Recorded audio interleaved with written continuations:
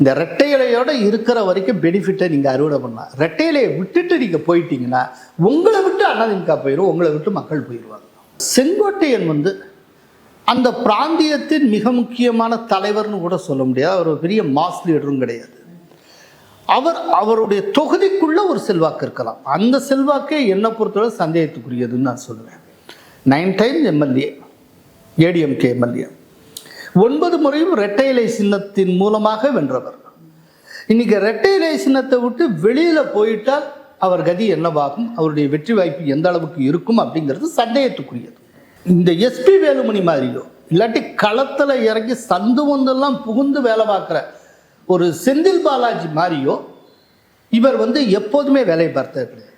அவர் தொகுதிக்குள்ள அவர் தேர்தலில் ஜெயிப்பதற்கான வேலைகளை செஞ்சிருக்கிறார். இப்போ செங்கோட்டையன் தனிச்சு நின்னான்னா அவருக்கு என்ன வாக்கு கிடைக்கும்னு அவருக்கே தெரியாது. அது என்ன ஆகும் எப்படின்னு.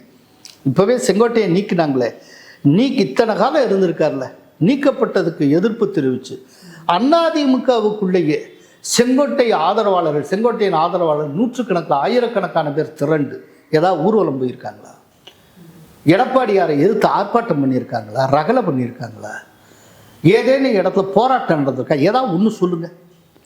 இன்ஃபேக்ட் என்ன நடந்தது அப்படின்னா, அவர் நீக்கப்பட்ட அன்னைக்கு கோபிச்செட்டிப்பாளையத்தில் இருக்க அதிமுக நிர்வாகிகள் ஒருவருக்கு இனிப்பு கொடுத்து மகிழ்ந்தனர், இனிப்பு வழங்கி மகிழ்ந்திருக்காங்க. இதுதான் நடந்திருக்கு. அப்படிங்கிறப்ப அவருக்கு என்ன வாக்குகள் கிடைக்கும்னு அவருக்கே தெரியாது. இப்போ கடைசியில் அவரை காட்டில் ஒரு 4-5 சுயேட்சைகள் அதிகமான வாக்குகளை பெற்றால் என்ன ஆகும்? ரொம்ப கேவலப்பட்டு போவார். அப்போது அவருக்கே என்ன வாக்குகள் கிடைக்கும்னு தெரியாத நிலையில் தாவேக்கா மாதிரியான ஒரு கட்சிக்கு பின்னால் போயிட்டா அவருக்கு ஓட்டு இருக்கோ இல்லையா, அந்த தாவேக்காவுக்கு கிடைக்கிற ஓட்டு அவருக்கு விழும்ல.